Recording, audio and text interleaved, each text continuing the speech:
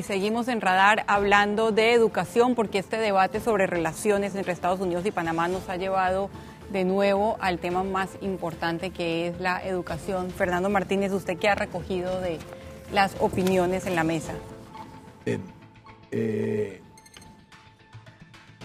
Ahora mismo un debate que hay, en mi opinión, que es fundamental, es el tema de si tomamos la decisión, y lo ha planteado muy bien el doctor Pichel, como sociedad, de enfrentar el problema de la educación como un problema vital de nuestro desarrollo, porque yo siento que no, el problema es que no hemos ponderado el impacto que tiene la crisis educativa en nuestra propia incapacidad de ser un país desarrollado. Hablamos de que somos un país que crece, nuestra economía crece, pero nunca seremos un país desarrollado si no hacemos la otra parte de la tarea, que es formar el capital humano que el país necesita para el desarrollo humano sostenible, y perdonen la redundancia. En ese sentido, yo soy de la idea de que así como fue necesario un pacto nacional al final del siglo pasado para recuperar el canal, nosotros debemos plantear a la sociedad la necesidad de un pacto para transformar la educación, para hacer una transformación seria y profunda. Un pacto al que puedan concurrir todas las fuerzas políticas del país. Desgraciadamente hay una gran debilidad de la clase política panameña. Yo no veo a nuestros partidos políticos ni remotamente interesados en plantear o discutir el tema. No lo veo en nuestra Asamblea de Diputados. Lamentablemente tengo que decir que tampoco lo veo en este ni en los anteriores gobiernos, mucho menos en el que acaba de pasar. Como sociedad no le estamos dando la importancia que tiene al tema. Aquí al lado, en Colombia, el presidente Santos ha hecho un reto a la sociedad y ha dicho, y lo hace justo, y por eso es correcto lo que ha dicho Jorge Eduardo, cuando él mismo ha planteado por primera vez como que pareciera que puede cuajar el fin de una prolongadísima guerra civil en ese país, y ha planteado, bueno, ¿qué nos deja esta guerra? Esa guerra deja a una Colombia empobrecida, con 3 o 4 millones de desplazados, con grandes problemas sociales. ¿Y cómo lo vamos a enfrentar? Hay que enfrentarlo por la vía de convocar a toda la sociedad, a todos los actores sociales, a suscribir y a desarrollar un pacto por la educación de los colombianos. Nosotros tenemos que hacer lo mismo. Ese pacto por la educación y esa adaptación a las necesidades actuales fue precisamente lo que esgrimió, recuerdo yo, la exministra Lucy Molinar cuando habló de la reforma curricular. Y sin embargo, este gobierno la paró. ¿En qué ha quedado eso? Bueno, tal vez el término parar es bastante descriptivo, pero no refleja la intencionalidad. ¿Cuál es la intención? Lo que se ha hecho en Meduca es hacer un alto para revisar lo que se hizo bien y corregir lo que se hizo mal. Por ejemplo, un tema específico, la división del año escolar en trimestres. La hemos evaluado muy positiva, porque en el contenido estamos muy bien. No se trata de dar más contenido, se trata de que al proponer trimestres, con el mismo contenido, el docente pueda diversificar las formas de transmitir el conocimiento, porque en estos momentos sabemos que el sujeto aprende de muchas maneras. Variar las formas de hacer su docencia, experiencias, debates, visitas, modelaciones, de manera que ese punto en particular es una muestra de que lo que hemos hecho es hacer un alto para evaluar lo que se estaba haciendo. Hay otros temas que tienen que ver con la implementación de las tecnologías, que ya se sabe que está altamente superado. La tecnología de por sí no mejora la calidad de los aprendizajes. Ese fue el boom del gobierno pasado. Otros países ya lo saben hace rato, hace 15 años. Se entregaron computadoras sin contenidos pedagógicos a docentes y estudiantes. Y en particular este programa está suspendido. Ahí sí puede usarse la palabra suspendido. Y el tema de la educación como tema de Estado, efectivamente tenemos que caminar hacia allá. Pero mientras tanto, mientras que eso ocurra, tenemos que hacer algo. Panamá Bilingüe es un ejemplo. El otro programa de Meduca Aprende al Máximo. Y puedo señalar muchos otros en otro programa. Pero sí estoy totalmente consciente de lo que necesitamos es esa gran concertación para que el tema educativo sea un tema de Estado y trascienda por lo menos 4 gobiernos para poder ver los cambios. A propósito de PISA del doctor Pichel, el Meduca ha asumido como reto medirnos en PISA 2018. ¿Y qué tenemos que hacer? Hay que esperar todavía un rato. Desde luego que sí, porque los resultados no se pueden medir de la noche a la mañana. Para poder ser objetivo, 2018 es lo más rápido. Es lo más cercano que hay en cuanto a lo que nosotros podamos comparar. Ahí vemos todo el tiempo perdido. Porque no hay medidas absolutas. Desde el 2009 hasta desde el 2018, luego, no hay medidas absolutas. Entonces tenemos que compararnos con la última medición, que fue en 2009.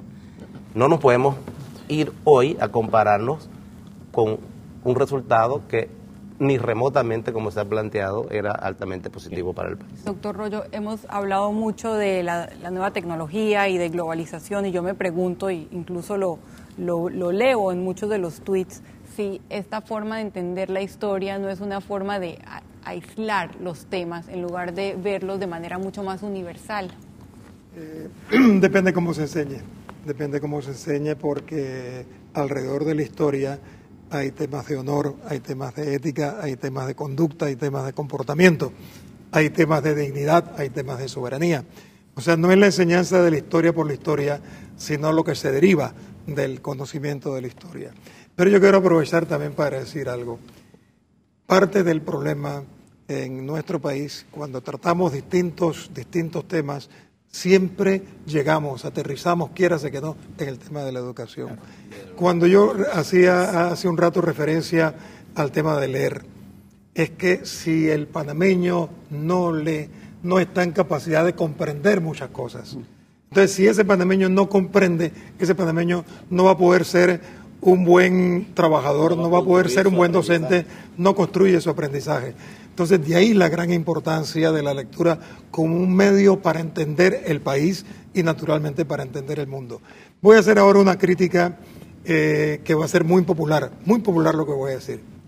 Es lo siguiente, aquí favorecemos enormemente los concursos de oratoria, en el cual unos cuantos chicos compiten, hablan, cada uno habla aisladamente considerado, el que mejor habla, el que mejor expone el tema, quizás el que mejor se ha preparado, obtiene el triunfo. ¿Por qué no se favorece, yo no digo que se elimine la oratoria, por qué no favorecemos el debate? Claro. Que es cuando la gente contrarresta sus pensamientos, debaten sobre las ideas, donde un equipo defiende una causa y el otro la ataca, donde hay realmente la necesidad de ir a la búsqueda de conocimientos para poder confrontarlos con los demás, porque la vida es una confrontación. En la vida no nos paramos a recitar un texto, en la vida nos paramos a tratar de convencer y a que nos convenzan, lo que estamos haciendo en este debate, que es un intercambio de impresiones. Este debate suyo no tendría ningún éxito si usted o cualquiera de nosotros se parara durante un bloque o 4 bloques durante una hora a recitar y a enseñarnos a los panameños un tema.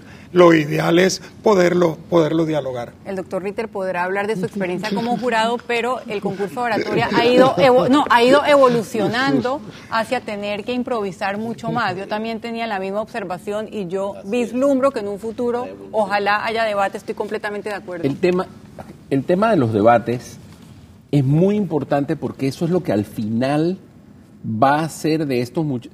O sea, lo que se están creando son líderes políticos. Con estos concursos lo que uno siente es que uno está viendo gente que está trabajando en cómo tienen que dar un discurso en una campaña, no en cómo se tienen que sentar en una mesa de diálogo para encontrar... Sociales. Exacto, para encontrar puntos de encuentro y puntos de divergencia que nos lleven a una solución de un problema.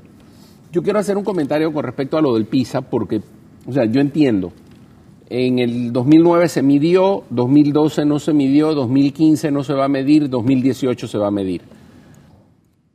Sin embargo, yo no sé desde el punto de vista de cómo es el proceso administrativo de PISA, a lo mejor para poder ser medido en 2015 ya había que estar inscrito y por eso no se puede medir en 2015. Pero yo creo que brincarse periodos, si en 2018 medimos y resulta que estamos todavía, si es que es posible, estar peor de los que estábamos en 2009, hemos perdido 8 años en el camino.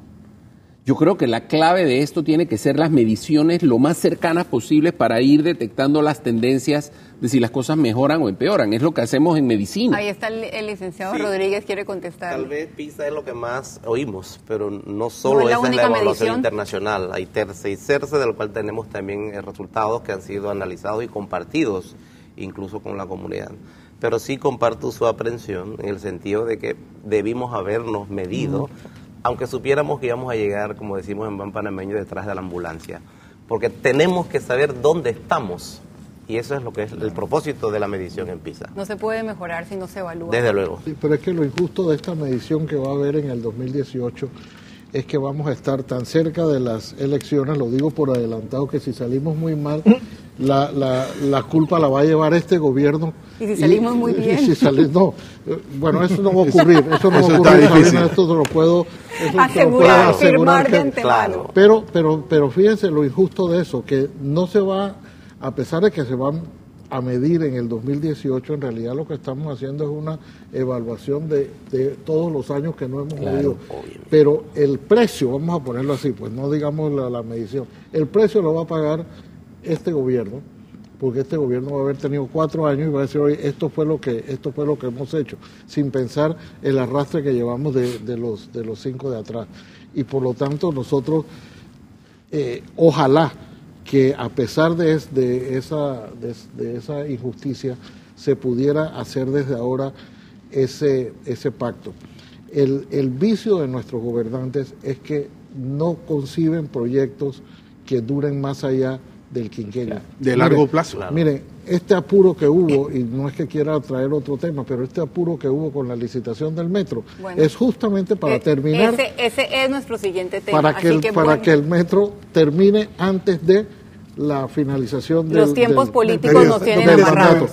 Entonces, si esa figura se repite y no se corrige, nosotros estamos condenados a que en educación no va a ocurrir nada, porque nada va a pasar en 4 años ni en 5. Nada va a ocurrir en 5 años. Que alguien tiene que sacrificarse o comenzar a sacrificarse y decir, mire, yo dentro de 5 años no va a haber resultados, pero estamos sembrando la semilla o estamos sembrando la base. Lo demás es lo cosmético, que hacer una escuela por aquí, reparar una o repartir computadoras, como dijo el profesor. Y al final, ¿qué nos quedó? Nos quedó nada para la educación que sea duradera. Bueno, yo creo que la conclusión ha sido importantísima, no solamente para el tema de la educación, sino también para el tema que continúa, que es contrataciones públicas. Hay que pensar en el país a largo plazo y aparentemente hacer las licitaciones de proyectos más importantes, dicen los expertos, antes de revisar la ley, o sea, el mecanismo por el cual decidimos quién va a construir qué. Bueno, definitivamente es pensar en política y no en el país. Vamos a hablar de ese y otros temas aquí en Radar.